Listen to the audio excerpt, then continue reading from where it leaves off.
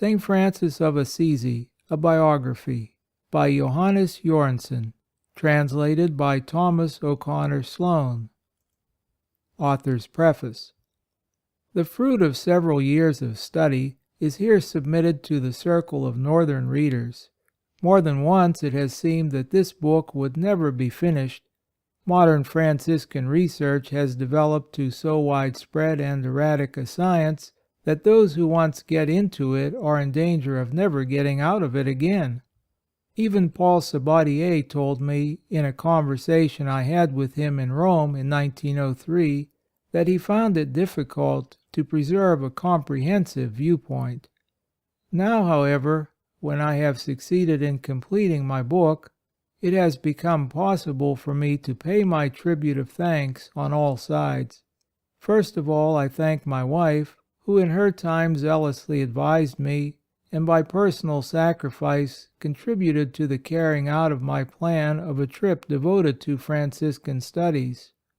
I next owe my thanks to those who gave me material assistance, both for the necessary preliminary studies as well as for the final development and production. My especial thanks are due to Baroness L. Stamp-Cherises, Baroness P. Rosenhorn Lane, as well as to the directors of the Carlsberg Endowment, especially Professor Dr. Edward Holm. Also Professor Carl Larsen and my publisher, Director Ernst Bogensen, are heartily thanked for the interest they showed in my work. My thanks are again due to all who by personal interest have facilitated my studies. First I thank Countess H. Holstein Lederberg, who by her translation into German of my Pilgrimsbog, undertaken with such great devotion, has more than once paved the way for me and opened doors and hearts. I must next name a number of Franciscans, above all Rev. David Fleming, who by his commendation as Vicar General of the Order made it possible for me my pilgrimage in 1903 through Franciscan Italy.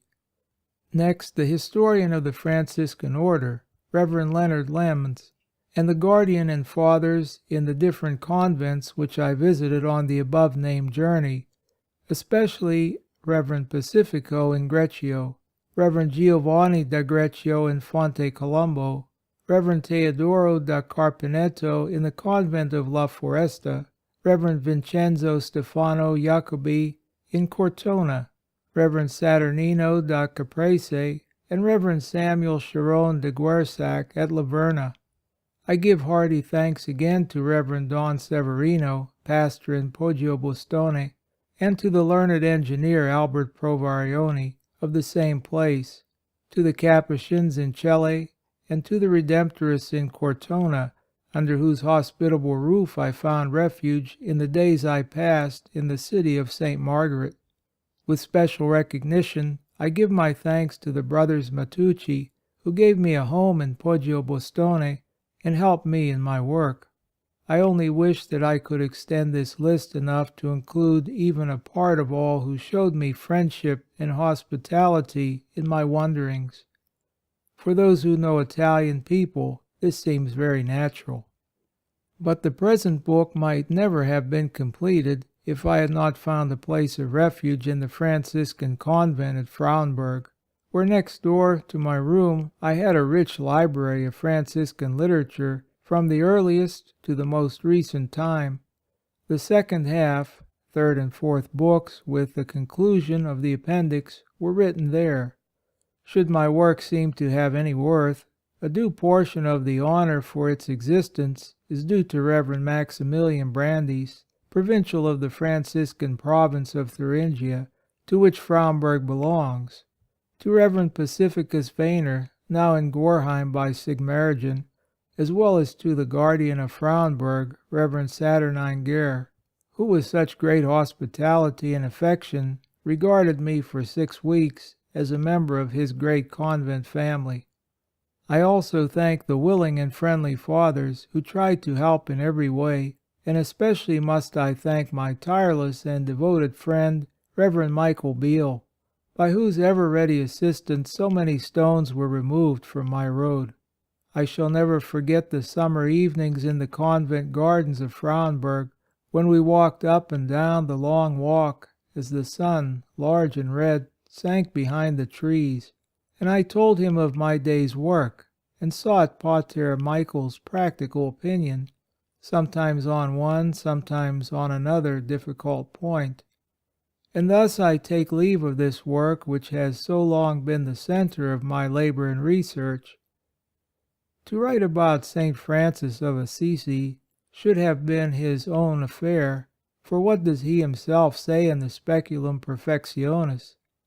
The Emperor Charlemagne, Roland, Holger, and all the other Knights of the Round Table fought the heathen unto death and won the victory over them, and at the end became themselves holy martyrs and died in the battle for the faith of Christ.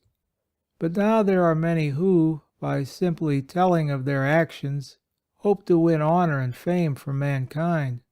Also, there are now many who, by simply preaching on what the saints have done, wish to win honor and fame. Deep and wise, therefore, was the saying of Francis: "Man has as much of knowledge as is executed. Tantum homo habet de scientia quantum operatur."